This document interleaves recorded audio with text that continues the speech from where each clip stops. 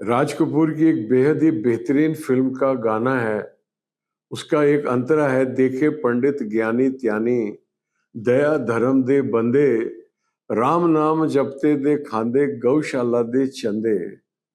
तो अभी इस लाइन को परिवर्तित कर दिया जाए कि देखे पंडित ज्ञानी ध्यानी, दया धर्म के बंदे, राम नाम जपते और खाते, राम मंदिर के चंदे।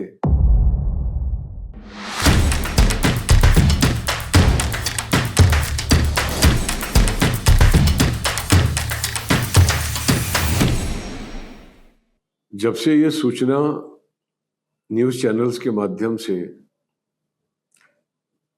संज्ञान में आई है कि राम मंदिर में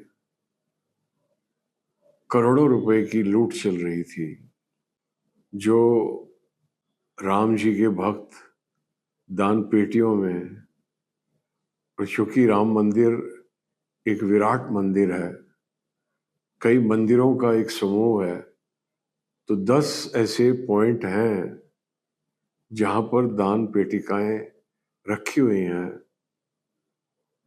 और भक्त उन दान पेटिकाओं में करेंसी नोट और चांदी और सोने के जेवर भी डालते हैं। ये उनकी भक्ति की पराकाष्ठा है। ऐसा वो क्यों करते हैं और ऐसी ये क्यों प्रथा है दान देने की? जिसने आपको जीवन दान दिया, जीवन से बड़ा तो कोई चमत्कार ही नहीं है। Life is a miracle. आप अस्तित्व में हो, इससे बड़ा कोई चमत्कार नहीं है। और जिसने आपको ये चमत्कार दिया, आप उसी को दान देने जा रहे हो। आप क्या दान दे दोगे? ये किस प्रकार का घमंड है? ये किस प्रकार का अहंकार है? इस प्रथा की शुरुआत हुई तो हुई कैसे? ये एक अलग विषय है। हम वापस जिस विषय पर बात हो रही थी उस बात पर आ जाते हैं कि राम मंदिर का नाम सुनते ही हमारे आंखों के सामने वो दृश्य आ जाते हैं जब कार सेवकों पर गोलियां चलाई गई थी,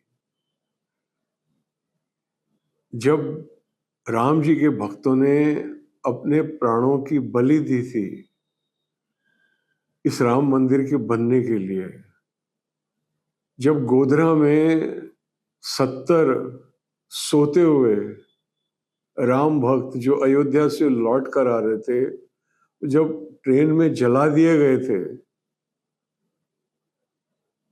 ऐसे ऐसे मकामों से गुजरा है ये संघर्ष, ये 500 साल का संघर्ष जो ये राम मंदिर स्थापित हुआ है।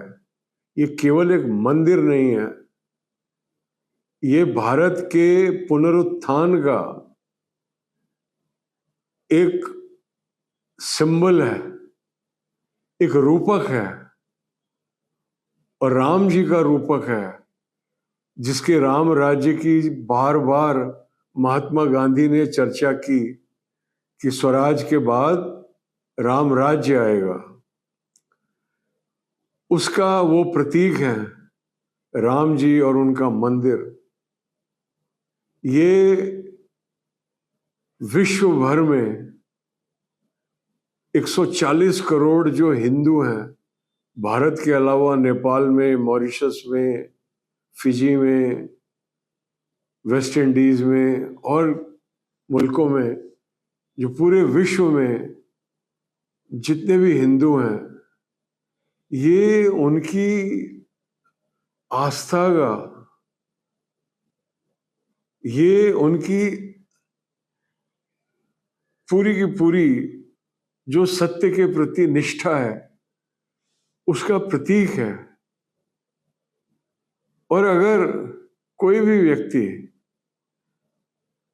अपने व्यक्तिगत लाभ के लिए, क्योंकि धन एक ऐसी चीज है जो किसी को भी वो गुमराह कर सकता है, परंतु एक ऐसे पावन जगह पर इन लोगों की पहुंच हुई तो हुई कैसे? और चूंकि अभी एसआईटी बैठी हुई है तो मैं कोई नाम नहीं लेना चाहूंगा, लेकिन समाज के बहुत ही